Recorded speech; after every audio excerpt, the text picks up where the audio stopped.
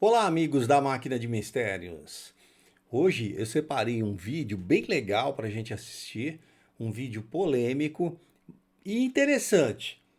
Um vídeo de Paulo Casella, que é um engenheiro elétrico, é um astrônomo que inclusive descobriu uma supernova.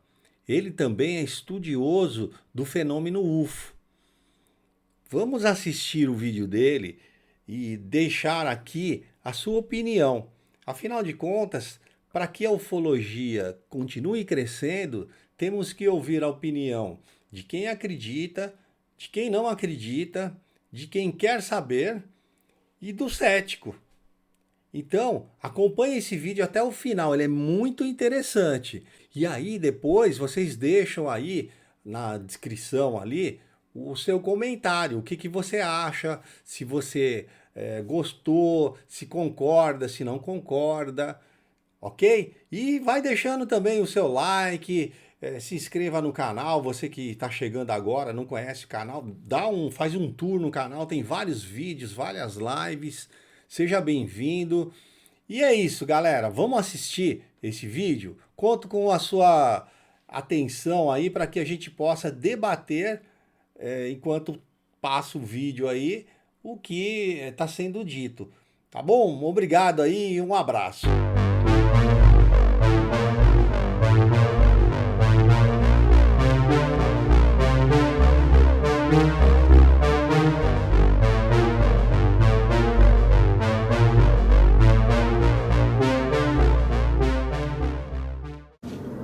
Bom, gente, bom dia. Estou aqui para mais uma conversa e dessa vez é daquelas mais polêmicas, né? Então, eu vou tentar aqui conversar com vocês sobre a questão de vida fora da Terra e de discos voadores, ufologia, toda essa coisa, né? E dizer o que eu penso disso tudo e as evidências que a gente tem hoje a respeito dessa coisa, né? Bom, primeiramente eu gostaria de comentar de novo, como eu tenho feito em alguns vídeos, dizer para vocês que a maioria das coisas que a gente vai falar aqui, por incrível que pareça, vocês já sabem. Vocês apenas não sabem que sabem, mas sabem já. Por quê? Porque se você usar apenas do bom senso, e o que eu chamo de bom senso? Porque parece que todo mundo tem um, né? Mas o que eu chamo de bom senso? Bom senso é você evitar fugir das fantasias, bom senso é você acreditar em coisas baseadas em evidência. Bom senso é você, assim que uma evidência apareça que contradiga o que você imagina, você mude a sua ideia e não tente pegar a evidência e contorcer ela para se adaptar ao que você gostaria que fosse. Então, assim, a gente vai conversar um pouco sobre isso. Então vamos começar conversando sobre vida fora da Terra, depois eu chego nos UFOs, tá? Bom, a questão é o seguinte. Bom, primeiramente a gente teria que entender o que é vida, né? As evidências que a gente tem até hoje, né, elas mostram pra gente algumas coisas muito interessantes.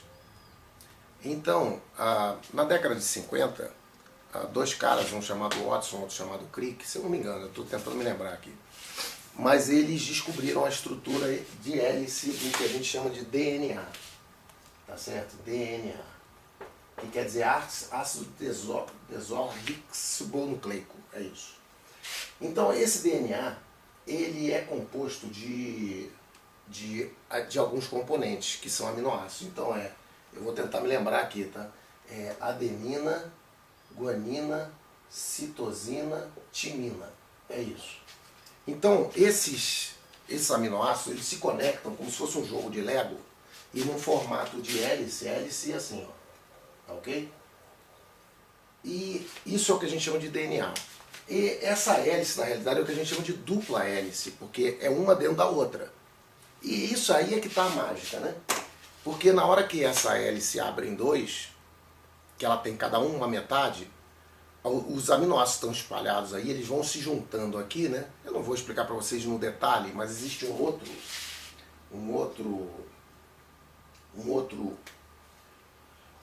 outra molécula chamada RNA, que tem um outro aminoácido chamado uracil, e esse cara faz um papel na reprodução do DNA. Mas isso aí vocês vão aí no YouTube, sei lá onde, e procurem com mais detalhe, eu não vou ficar entrando aqui em biologia.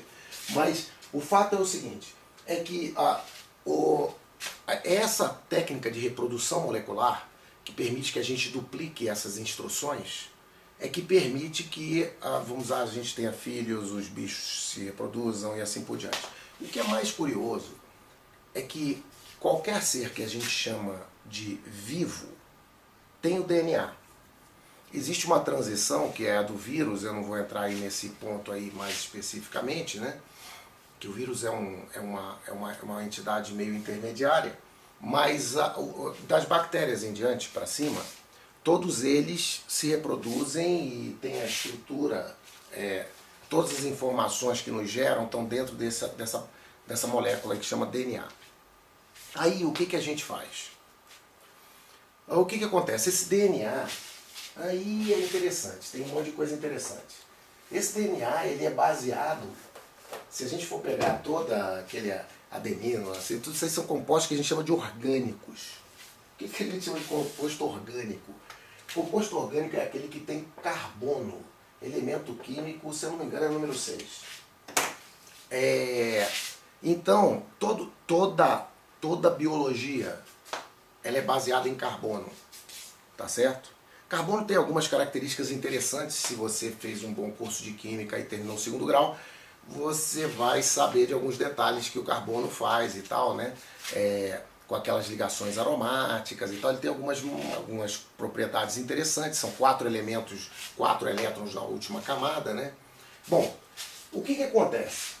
O que acontece é que toda a vida é baseada em carbono. Então, se você não tem carbono, a gente não tem vida, tá? Então, se você chega num lugar que não tem carbono, não tem vida. O que ocorre é que você tem um outro elemento químico chamado silício, que ele tem propriedades muito parecidas, só que a gente não tem nenhuma molécula dessas grandes aí, não tem nada que nos mostre que a vida, ou alguma coisa similar ao que a gente chama de vida, surgiria baseada no silício. Apesar da gente não ver nenhuma motivação hoje para que não possa existir em algum lugar alguma coisa desse tipo. Então o silício é um outro elemento químico, né, que tem propriedades externas, da camada externa, muito parecidas com o carbono. Bom, aí o que acontece? O que acontece é o seguinte, quando a gente vê a evolução da vida na Terra, né, a Terra tem em torno de 4,5 bilhões de anos. Então esses números são importantes para a gente exercitar o nosso bom senso. Então a Terra tem 4,5 bilhões de anos, mais ou menos. Bilhões. Pô, mas alguém pode perguntar assim, mas como é que esse cara sabe? Porque, pô, não tem cabimento, assim, a gente vive 70 anos, no máximo eu conheço meu avô, meu bisavô, um grego, ele está falando de 4 bilhões de anos atrás. Bom, o fato é o seguinte, a gente tem várias técnicas, e normalmente todas essas técnicas estão ligadas a um conhecimento de física, e estão ligadas a um fenômeno que a gente chama de decaimento radioativo. O que é o decaimento radioativo? Decaimento radioativo é o seguinte, existe um átomo, tá certo? Que ele tem um conjunto, vamos chamar assim, de elétrons girando em torno dele. Vamos imaginar que tenha 245. Mas na realidade, o normal para ele ser estável era ter 242. Eventualmente, acontecem alguns fenômenos em que essas partículas instáveis, elas vão, que a gente vai falando, de decaindo. Elas se transformam em outras, ou perdem elétrons, ou seja lá o que for. Então, né, essa instabilidade, ela tem o que a gente chama de meia-vida, ela tem uma estatística. Então a gente sabe o tempo que demora para metade dos caras originais mudarem de estado, tá certo? A gente chama de meia-vida. E aí, então, quando a gente pega e vai medir um osso de um bicho que viveu, por exemplo, carbono 14, né? Então, a gente sabe que esse tipo específico de carbono, né, que o normal seria o 12, né, mas esse tipo específico a gente só absorve no nosso corpo enquanto o bicho está vivo. Quando o bicho está morto, né, ele não absorve mais isso, então esse carbono vai decaindo. Então quando você mede a quantidade de carbono que você tem, 14, em proporção ao resto, você consegue saber mais ou menos o tempo que passou de quando esse cara estava vivo. E você tem técnicas assim, usando outras outros elementos químicos, tório e outros elementos, para você descobrir essas idades aqui. Além de ter, você não descobre só por causa disso, existem várias coisas em ciência. Normalmente a gente não acredita numa afirmação, porque tem uma coisa, um cálculo. Porque na realidade acontecem 50 provas que vêm de 50 lugares diferentes, e quando você junta todas elas, aquela figura fica muito clara e você vê que a única explicação é aquilo ali. Bom, então a Terra tem 4,5 bilhões de anos. A gente não sabe, isso aqui são números aproximados, mas a vida unicelular na Terra provavelmente já existia nos primeiros 500 milhões de anos. Tá certo? Bom, a vida, como a gente conhece, ela já é uma coisa mais recente, vamos lá, uns 600 milhões de anos para cá, ou seja, depois, então vamos lá. Ele passou 4,5 bilhões de anos com uma vida muito primitiva. Só quando já tinha corrido 3,9 bilhões de anos, aí começou a aparecer forma de vida um pouco mais sofisticada. E aí você vem vindo aí, vocês veem documentários sobre isso, mas você tem pré-cambriano, jurássico, e vai embora, né? E você chega até o que a gente chama de Holoceno, né? Que é essa época do homem e tal. Então você tem essas várias idades geológicas, né? Então essas idades geológicas elas juntam. Então observa, a gente conhece geologia, então a gente vê as formações das montanhas, a gente sabe que determinada formação de montanha teve origem num determinado período, então a gente consegue meio que datar, e aí você encontra um fóssil ali dentro, então você sabe que aquele fóssil é daquela época. Bom, então é só para mostrar para vocês que essas coisas, elas têm uma série de provas circunstanciais em volta, não é simplesmente um cara que fez um paper e escreveu uma coisa, não. Isso normalmente é um conjunto de evidências que leva a gente a crer. Bom, o fato é que ser pensante que reflete, como nós, sobre o mundo, o ser humano, ele surgiu, a gente poderia dizer que ele surgiu há cerca de 100 mil anos. 100 mil anos. Há 100 mil anos atrás existia um homem chamado Homem de Neandertal, né? A gente acredita que do Homem de Neandertal, porque ele já começa a fazer, já tem em terra os mortos, tem os desenhos e tal, então a gente acredita que nesse momento, ou por aí, o homem, ou essa evolução do homem, é um processo reflexivo onde ele começa a se ver no mundo diferente de um animal qualquer que busca apenas a sobrevivência, né? A gente até isso aí pode dar, a gente pode falar disso em outro vídeo, é uma coisa que demoraria horas aqui explicando sobre essa questão, mas eu só queria deixar claro esse ponto aqui para vocês.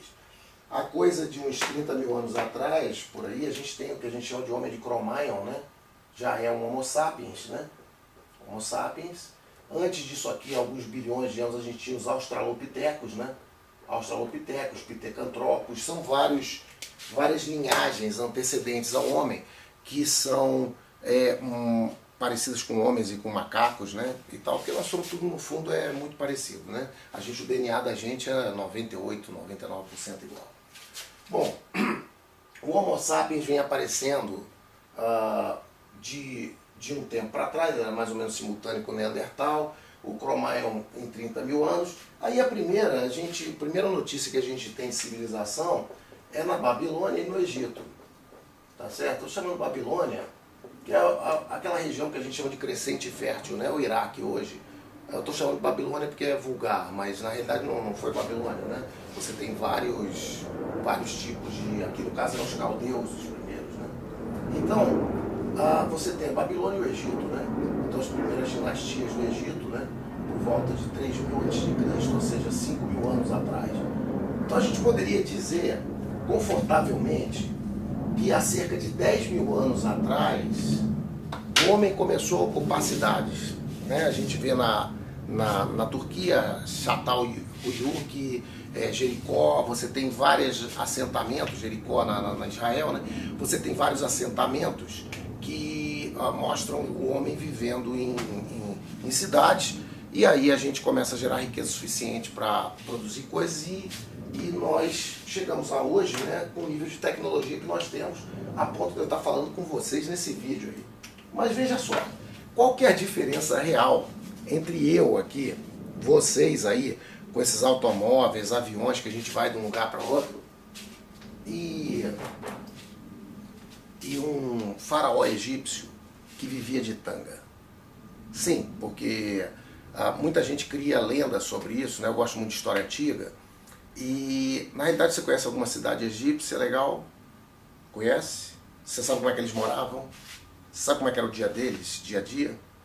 Pois é, eles viviam num primitivismo que, assim, era inacreditável para os dias de hoje, né? Apesar de terem construído os monumentos como as pirâmides e alguns templos como o Luxor, né? Então, o que acontece? Acontece que essa pessoa que viveu há 10 mil anos atrás, ou 5 mil anos atrás, eu poderia trazer hoje ela, e ela é um homem que nem eu e você, igualzinho. Você poderia ter filhos, você poderia casar com o cara, ele falaria, aprenderia português e falaria que nem a gente está falando aqui. Ora, então, que diferença gigantesca é essa? Porque, obviamente, que a diferença entre nós e um egípcio ou um habitante de Jericó no início das cidades, e o habitante de Jericó e um macaco na selva da África, a diferença da gente para esse pessoal é incrivelmente maior do que dele para um macaco em termos de técnicas, de civilização, de entendimento, de conhecimento. Então qual foi o truque? Bom, nós temos a caixa, né, capacidade disso, mas nós fazemos história. Então nós aproveitamos o que o outro fez e desenvolvemos em cima do que o outro fez. Eu tive que falar todas essas coisas porque fica muito difícil a gente chegar naquela história do bom senso, falando de vida fora da Terra, se a gente não entende toda essa nossa história, né? Todo esse percurso. Então algumas coisas chamam a atenção logo de tacada e vamos fazer aquelas perguntas ingênuas que uma criança de 5 anos faria, que normalmente são as melhores que tem para você tentar entender o que são as coisas. A primeira pergunta seria o seguinte: poxa, esse negócio surgiu há 4,5 bilhões de anos. Tiveram 350 mil tentativas de seres, etc. E de repente passou no nosso aqui, que nos últimos 200 anos, passou de um cara que andava de carroça para mandar um foguete para a Lua. Aliás, eu tinha até uma coisa que eu recomendo a vocês. Eu tive a oportunidade para a Tanzânia uns anos atrás e eu visitei, né, eu gosto desse assunto, além de em Serengeti e tal, nesses parques, eu visitei a Garganta de Olduvai, onde a gente começou a descobrir esses antepassados humanos. E no museu lá tem uma coisa fantástica, que é uma fotografia onde tem as pegadas de um Australopithecus, que era um cara desse tamanico aqui, com 1,20 m de altura. A pegada de uma mãe com o filho, né, a cria do lado, e do lado a foto da primeira pegada do homem na Lua, né? Então isso mostra o quanto a gente evoluiu nesse período de tempo, né? Mas o que é impressionante aqui é não só a velocidade com que a gente evoluiu, como principalmente o tempo disso. Então vamos pensar um pouco. O que são 200 anos em 4,5 bilhões de anos? Nada.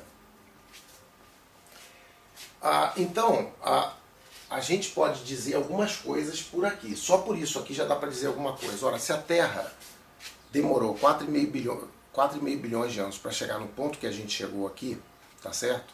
Através de várias tentativas, é sinal que essa coisa não é muito comum. Esse troço deve ser meio raro.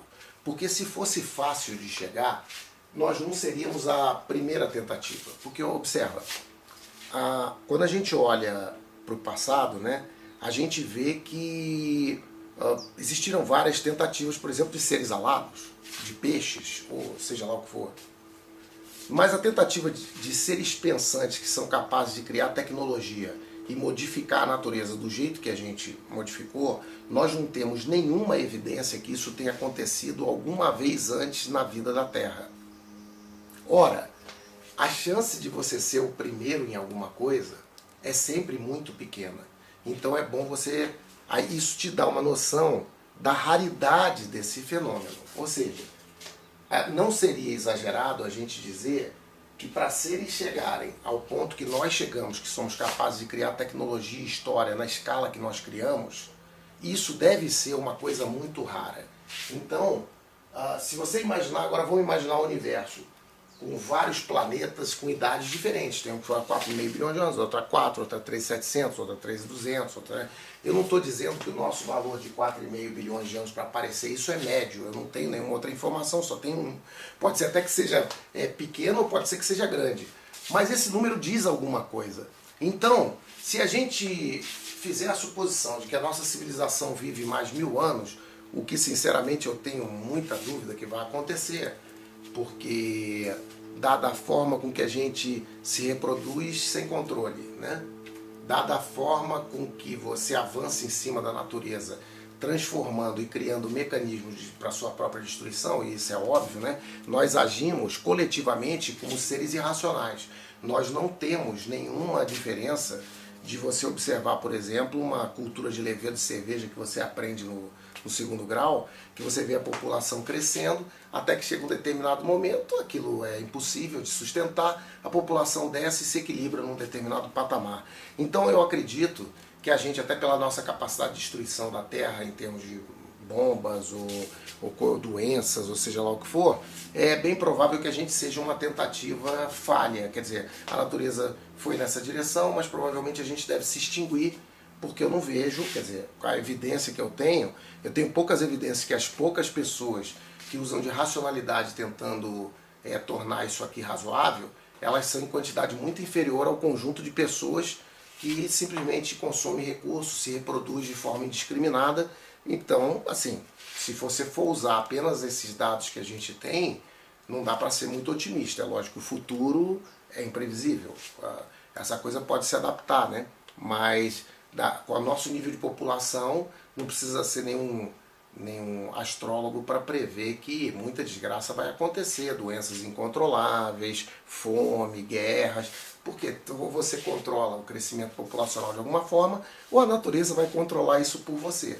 É uma questão de você escolher qual que você vai usar, né? Bom, aí o que acontece? Então, uma das coisas que me chama a atenção, e aí eu vou falar para vocês de uma experiência pessoal, é que quando a gente olha para o céu, então, por exemplo, ontem, nesses dias, né, que o tempo tem estado melhor aqui, que eu olho para o céu e vejo as estrelas e analiso, né, através dos espectros, assim, o que está acontecendo lá, que fenômenos físicos estão acontecendo. Uma coisa que chama muita atenção é que a gente não vê nada de estranho. Não tem ninguém lá. Eu não estou querendo dizer que não tenha. Eu estou dizendo aqui, até onde a gente vê, a gente não consegue ver ninguém. Ora, mas isso é uma informação. Isso não é uma prova que não tem nada. Mas é uma informação que até onde eu consigo ver, não tem. A gente tem algumas limitações físicas, né? A gente já descobriu que tem planeta para tudo que é lado, né? A gente não sabe ainda qual é a proporção desses planetas que conseguiria comportar vida, ou até que ponto essa vida é uma coisa que seria comum naquele tipo de planeta ou não. Tem uma equação, um tal de Francis Drake, né? Um cara famoso aí. Ele escreveu uma equação chamada equação de Drake, onde ele botava, vocês podem dar uma olhada aí na internet, onde ele faz uma equação fazendo uma série de multiplicações, e aonde ele tenta dizer qual é a chance de você encontrar uma civilização que nem a nossa. Eu só queria que vocês parassem para pensar, e sempre usando bom senso, no seguinte: vamos imaginar por alguns momentos que a nossa civilização é muito bem sucedida e que ela consegue sobreviver por 100 mil anos. Olha, é coisa pra chu, né? Se a gente vê o que a gente destruiu de 200 anos para cá, acreditar que a gente ainda vive 100 mil anos, é muito otimismo, né? Mas vamos imaginar que de alguma forma isso acontece e que essa civilização dura 100 mil anos. Ora, quando eu olho para o céu, eu não veria muitas. Por quê? Porque 100 mil anos é tão pouco em termos da idade do universo, que seria como se fossem pequenas luzes. Imagina que eu vivo uma vida acelerada, né? Tipo assim, vamos imaginar assim, 10 mil anos por segundo. Então uma civilização duraria 10 segundos. Então o que aconteceria? Eu olharia para o céu, se eu pudesse ver, e veria durante 10 segundos uma luz aqui, aí daqui a pouco 10 segundos outra luz lá, aí daqui a pouco 10 segundos outra luz lá, de tal forma que cada civilização dessa, quando olhasse, sempre se achava sozinha, porque o tempo que ela durou é tão curto que ela não tem tempo suficiente para que pelo acaso a outra que vai surgir esteja com você simultaneamente. Ou talvez ela esteja tão longe em outra galáxia que você não chega lá, e você nunca consegue saber. Então, a verdade nua e crua é que nós não temos nenhuma evidência hoje do grau de raridade da vida no universo. Nós não sabemos se nós somos os únicos, nós não sabemos se nós somos, que se tem zilhões por aí, nós não temos essa informação. Agora, isso é diferente, e isso é importante de entender. Isso é diferente de dizer, porque quando eu falo isso, se você é uma pessoa que tem uma agenda paralela, você vai usar essa frase e vai dizer: ah, então como a gente não sabe, então de repente o universo está cheio de ETs aí que está vindo visitar a gente. Não é isso que eu estou falando. O que eu estou dizendo é o seguinte: todas as evidências que a gente tem até o momento dizem que não tem. Todas as evidências pra gente de que pode ter são circunstanciais. Eu não tenho nada que quando eu olho pro céu, eu não vejo nada que me diga assim: olha, tá ali, tem um negócio ali que tem 90% de chance de ser um ET, ó. Veio um sinal de um foguete, veio um sinal de um radiotelescópio, sei lá, alguma coisa que não seja natural. A gente nunca viu nada disso, tá certo? Nunca, nem eu, nem ninguém. Então, aí entra o ponto seguinte que eu queria falar para vocês com relação bom, antes de entrar nesse ponto eu vou falar da minha crença. Com relação a isso, é crença. Não tem nenhuma base científica no sentido de que ela não tem prova, mas ela tem base no sentido que ela se baseia em alguns fatos que nós temos. O primeiro é que parece que a vida, pelo menos do tipo do homem, que é reflexivo, que busca descobrir o que são as coisas, ela é rara. Porque demorou 4,5 bilhões de anos na Terra para acontecer e tem só 5 mil anos que a gente conseguiu montar isso. A segunda coisa é que as distâncias no espaço são tão gigantescas que praticamente inviabiliza que a gente consiga ir no nosso tempo de vida, né? Você vivendo 70 anos, você não tem como, por exemplo, chegar numa estrela. Então você poderia, em termos de civilização, quer dizer, você sai daqui e vai para monta uma supernave, sei lá, futurística aí, e depois da milésima geração você chega numa determinada estrela lá, distante. Isso é possível de acontecer, mas não é mais a mesma pessoa, né? É simplesmente a geração, né? É simplesmente a espécie que está indo, né? Bom, com relação, agora vamos aqui para os discos voadores, né? Eu diria que para os discos voadores é mais simples do que falar sobre vida no universo. Porque a gente tem evidências. A gente tem evidências que eles não vêm e que não existem. Então, pensa assim, pô, mas como é que eu tenho evidência que ele não vem? Então vamos usar só um pouco de lógica. Só um pouco de lógica. E aí é o que eu chamo de bom senso, né? É curioso que, apesar de você encontrar aqui e ali, você encontrar no passado da história do homem, uma vez ou outra, coisas que hoje as pessoas podem interpretar como sendo aparições de discos voadores ou alguma coisa do gênero. Fato é que só a partir de 1947, quando um tal de Kenneth Arnold estava pegando o aviãozinho dele, viajando perto do Monte Rainier, no estado de Washington, ele viu uns objetos que ele, na hora de explicar para as pessoas, falou que pareciam os flying saucers. Em francês, soucoupe volante. Então, eles por causa desse tipo de coisa, eles pegaram esse negócio e isso virou uma onda. Agora vamos observar o ano 1947, ou seja, fim da Segunda Guerra Mundial, onde a gente avançou em tecnologia tremendamente por causa da guerra, seja através dos foguetes lá dos alemães, seja através da bomba atômica, né, que foi um impacto psicológico muito grande no homem, não só pelo desastre que causou, como pela técnica que foi utilizada e o conhecimento da natureza que você teve que ter para fazer aquilo ali. Então, a gente entra no mundo da tecnologia moderna, onde o disco voador ele tem aquela característica. E é muito interessante, então você vê algumas coisas interessantes que o bom senso já diz para vocês.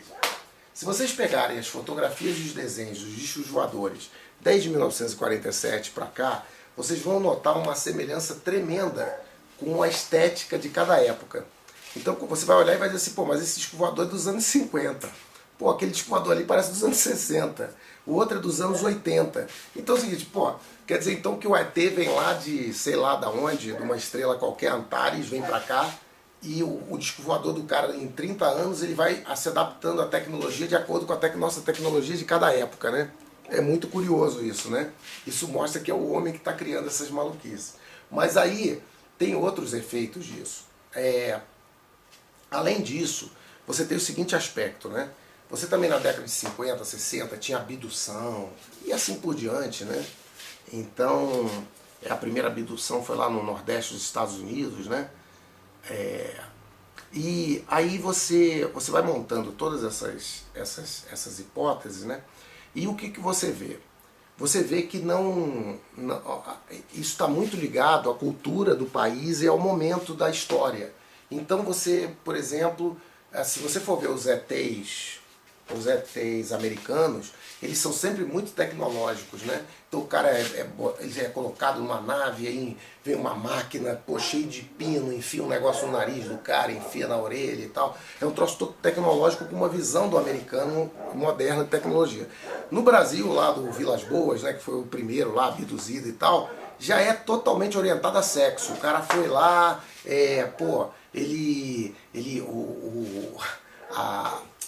o ET usou o sêmen dele para melhorar a produção e tal, ou seja, essa coisa da cultura, né? Então você vê claramente que todas as aparições estão ligadas aos momentos culturais. Isso seria um indicador forte para a gente de que isso é uma invenção, né? E aí você tem um livro que eu recomendo, eu não estou com ele aqui, eu tenho esses livros, mas eu recomendo para vocês 2 livros para lerem sobre esse assunto, que eu considero que são livros legais. Um é de um psicanalista famoso, né, o Jung, que é o mito dos discos voadores, né?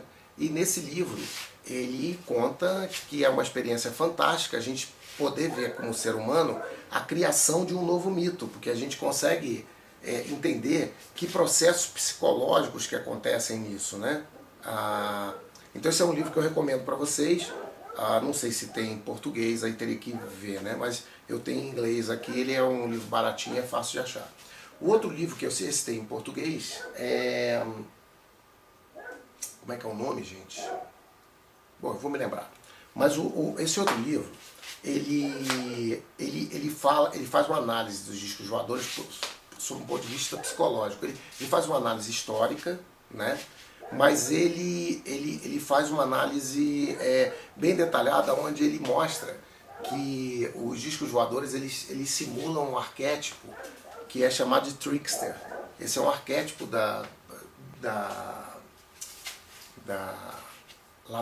das tribos lá do Arizona, dos índios americanos, né? E é mais ou menos o seguinte, a ideia do trickster é o seguinte, ele nunca se mostra como algo.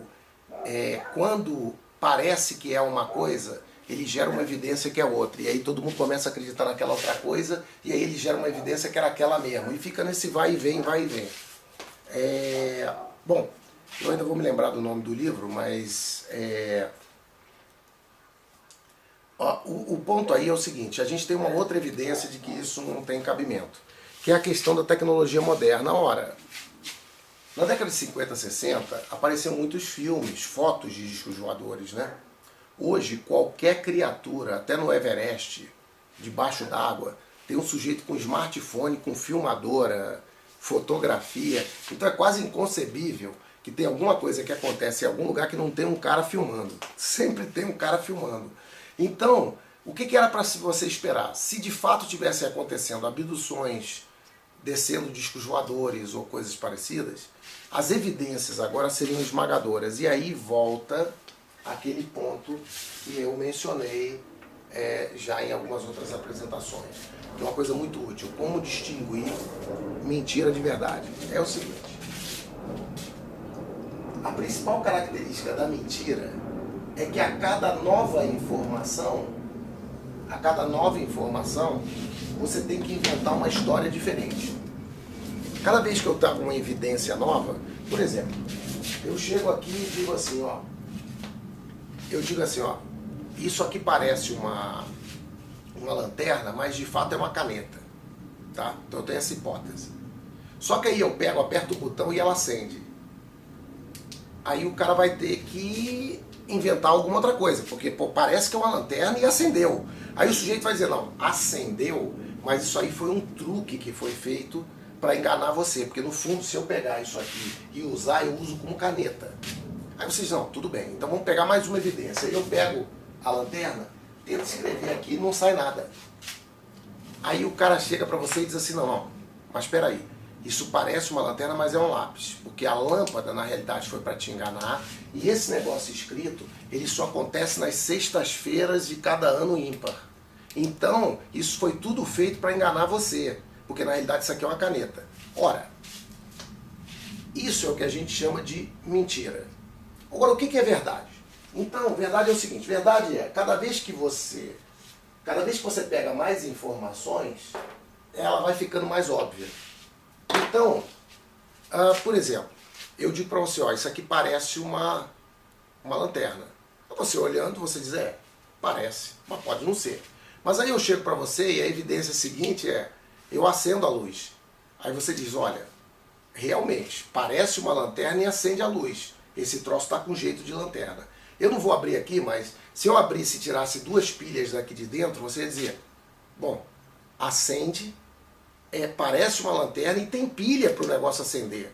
Isso deve ser uma lanterna, ou seja, cada vez que, quando uma coisa é verdade, cada vez que vem mais informação, a verdade fica mais óbvia. Ela não fica mais duvidosa.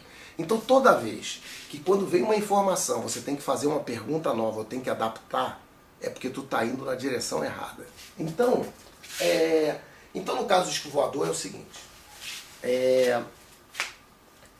vocês imaginam a quantidade de vídeos e fotografias absolutamente incontestáveis que existiriam hoje, caso isso acontecesse?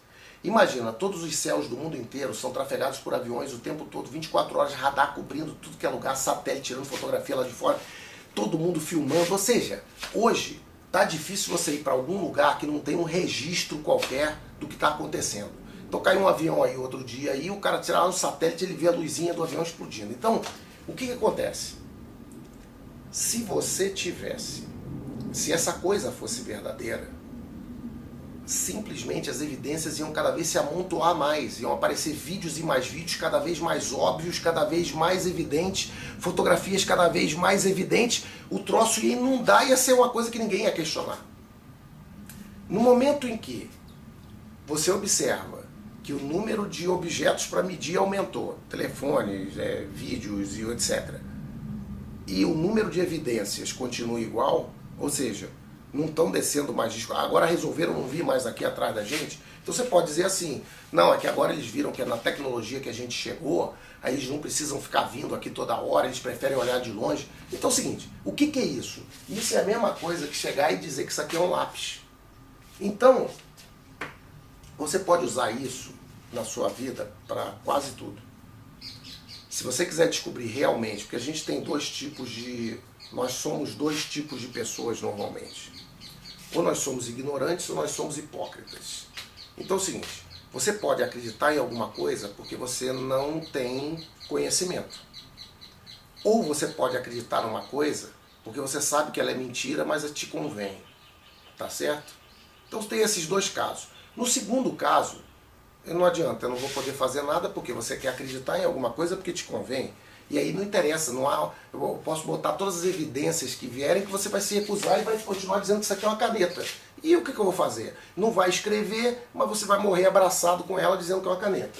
Na segunda hipótese, quer dizer, a ignorância que todos nós somos, conforme as evidências vão aparecendo, você vai mudando de ideia. Então, o que é importante na ciência? O que é importante na ciência? O que é importante na ciência não é você deixar de acreditar. É impossível. A crença faz parte da nossa ideia de conhecimento. Não há possibilidade de você não ser um crente, no sentido de que você crê em coisas. O truque não é esse.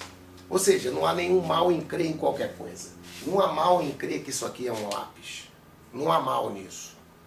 O mal que há é na hora que eu mostro que ele acende, que ele tem pilha, você continuar acreditando que é um lápis. Então, o ponto aí é o seguinte, o ponto fundamental de esclarecimento é, se você quiser a hipocrisia, não tem problema também, não tem problema nenhum. Isso você morre abraçado com aquilo, você fica feliz em acreditar numa fantasia ou numa coisa qualquer, não tem problema. Isso, contanto que não case mal para os outros, né? Não tem problema. Agora, se você é parecido como eu e eu não tenho preferência, eu quero saber afinal o que é isso aqui, tá entendendo? Do que se trata, né? O que é isso que está aqui em volta? Eu quero saber de verdade se existe ET. Eu quero saber de verdade o que é o universo. Eu quero saber se é possível saber, né? Eu gostaria de saber. Então, para você poder saber essas coisas, você tem que aceitar a hipótese de você estar errado. Então, você quer um truque? Eu te dou. É o seguinte. Se você conhecer alguém que, por mais que chegue e diga que isso aqui é uma caneta, ele acredita que aquilo é uma caneta, né? E você acredita que é uma lanterna, o que acontece é o seguinte, a gente tem que estar preparado para quando a gente pegar isso aqui, ó, e escrever, né? Aqui, ó, tá? Na hora que a gente escrever aqui, a gente tem que estar preparado para a hipótese de que isso aqui seja uma caneta. Ou seja, a diferença do processo científico em relação a qualquer outra coisa é que a gente tem que aceitar que diante de novas evidências nós estávamos errados na nossa visão de mundo, de concepção das coisas. Se você acredita que você está certo em alguma ideia, provavelmente você pertence a um daqueles dois grupos que eu falei. Ou você é ignorante, ou você é hipócrita, porque o que acontece?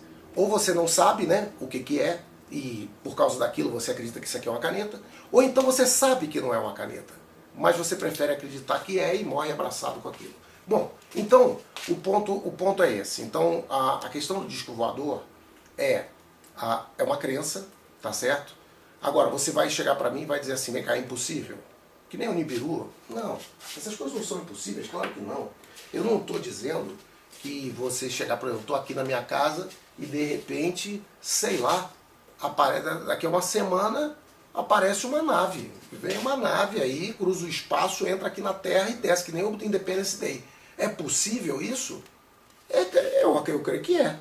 Assim, eu não tenho nenhuma evidência de que isso não é possível. Agora, o que me diz que não vai acontecer é porque eu não tenho nenhuma evidência em tudo que eu observei até hoje que tal nave exista ou que ela esteja vindo para cá. Então é importante a gente separar uma coisa que pode acontecer de uma coisa que é provável de acontecer. Então é interessante essa coisa, porque isso ajuda a gente a entender a questão das nossas crenças em tudo, né?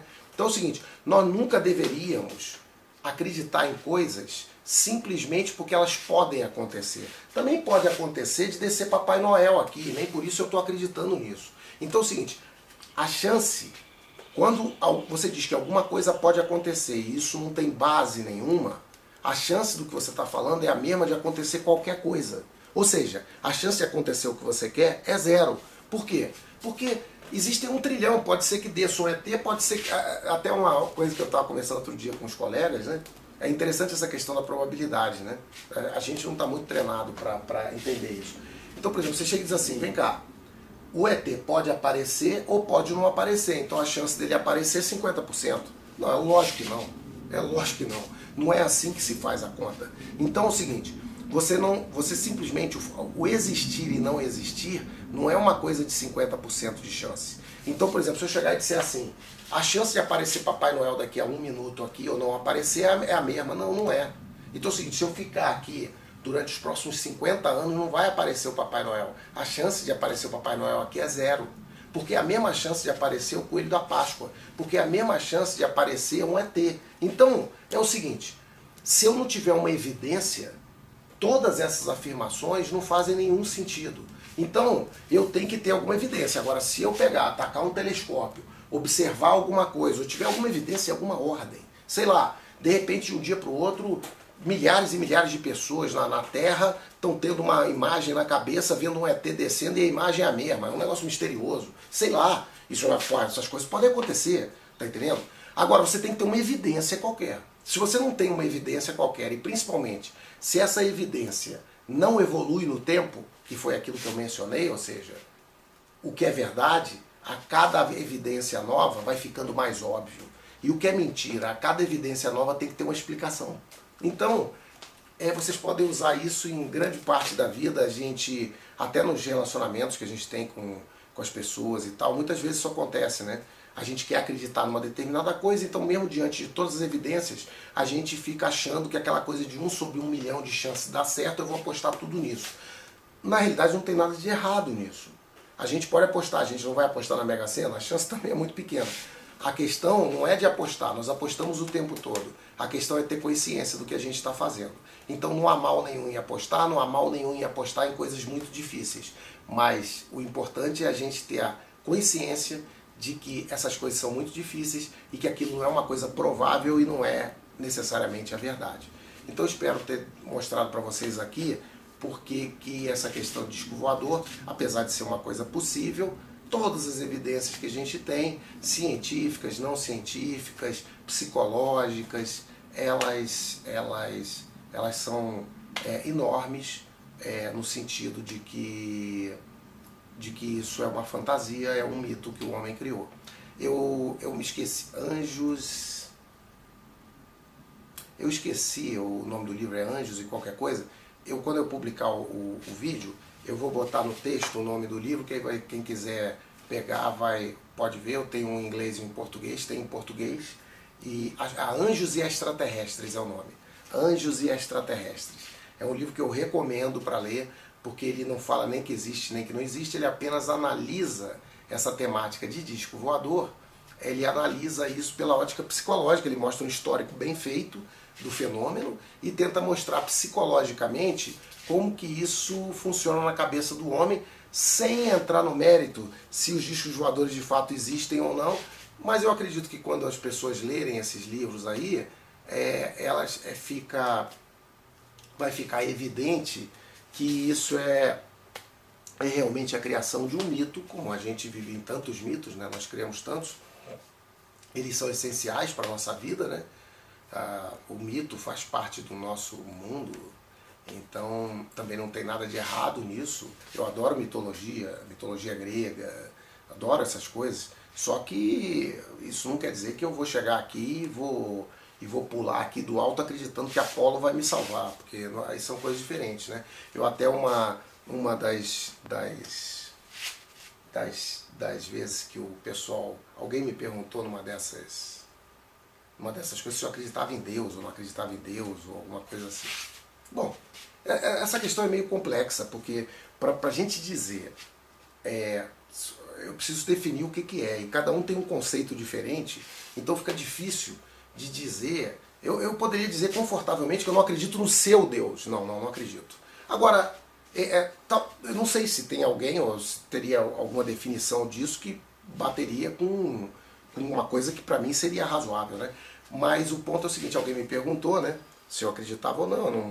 Não ia entrar nessa polêmica, porque isso é um assunto que o homem está discutindo desde que existe e não chega em lugar nenhum. Eu apenas disse o seguinte, que aí entra aquela coisa da hipocrisia que eu falei, né?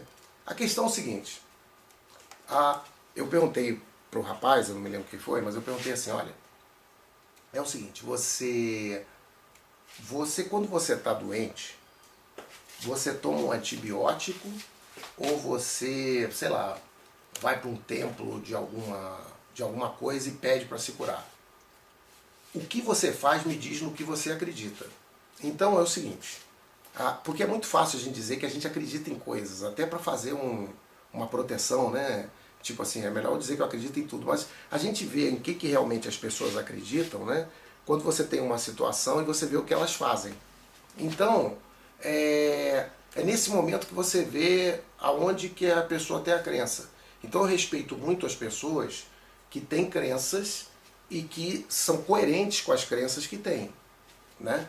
Então você não entra no mérito aqui se é verdade, se não é, quem sou eu para dizer se é verdade ou não, mas pelo menos a pessoa é coerente com a crença, né? Então você acredita em alguma coisa e você é totalmente coerente com aquilo. Agora, aquela coisa assim meio paralela, que é você acredita, mas por outro lado no dia a dia você leva uma vida como um cara qualquer que não acreditasse, esse troço já é mais discutível, né? Aí você vai entrar naquela coisa que vai ter que explicar que isso aqui é caneta, não é lanterna, né? Vai ter que ter 350 mil desculpas por que é que não sei o que e tal. Então, o meu ponto aqui é, o ponto não é religião, nada disso, né? Mas o ponto aqui é a questão do ET, que não deixa de ser o início de uma mitologia, eventualmente até de uma seita, né? E o meu ponto é esse. Então, resumindo, as evidências que a gente tem até agora não dizem que tem vida fora da Terra. A gente acredita que ela deve existir numa quantidade razoável, apesar de não ter evidência nenhuma. Isso é uma crença, que pode mudar com mais evidências. A gente acredita que essas aparições de ETs, etc., não são seres de outro planeta que vieram aqui, coisa assim. Isso não quer dizer que alguns desses fenômenos não sejam fenômenos físicos desconhecidos ou não sejam coisas que mereçam estudo, mas eles não têm nada a ver com a coisa em si. Outro truque que eu conversei, me lembrei agora, que eu conversei com as pessoas, é o seguinte. Outra coisa para você descobrir o que é verdade e mentira é o seguinte. Se toda vez que entre a verdade, né, a verdade, e você tiver uma pessoa, você desconfia. Seres humanos são muito espertos para se aproveitar de situações. Então toda vez que você tiver entre você e a coisa alguém, desconfia. Vou dar um exemplo. No primeiro, não acredito em nada do que eu falei, porque eu posso estar falando tudo isso com alguma intenção, eu sou um ser humano, eu posso estar falando com alguma intenção. Então checa por você sem usar seres humanos no meio. Checa essas coisas e vê essas experiências por você e chega às suas conclusões, e não o que eu falei. Então, toda vez que tem um agente no meio que te explica o que é, você desconfia, inclusive de mim. Então, esses caras têm interesses, então não interessa quem são, tá certo? Isso pode ser desde uma pessoa, um político, até um cientista, um ser humano qualquer. Os seres humanos têm interesses, têm agendas, têm crenças, têm objetivos. E as pessoas tendem a deformar a realidade ou deformar as coisas para atender às suas necessidades pessoais. Então, o que eu convido vocês também é sempre desconfiar do intermediário e de alguma forma tentar descobrir as respostas por vocês mesmos e baseado em evidências, baseado em elementos que sejam razoáveis e mais do que isso, e para concluir, que vocês aceitem que vocês estão errados. Então, tudo que eu falei aqui, tudo, cada palavra que eu falei aqui, eu posso chegar amanhã para vocês e dizer, olha, eu estava enganado, não era isso. Se você encontrar alguém que diz para você que não vai fazer isso, não acredita. Porque então esse cara está longe da verdade, porque a verdade nós não sabemos. Então, se é que isso faz sentido, não é verdade? Mas isso é objeto de um assunto filosófico que até em outras apresentações eu falo para vocês. Caso vocês queiram que eu vá a fundo, esse assunto especificamente dos discos voadores é uma coisa que eu entendo razoavelmente, porque é uma coisa que eu estudo desde garoto, então eu tenho muita informação sobre isso.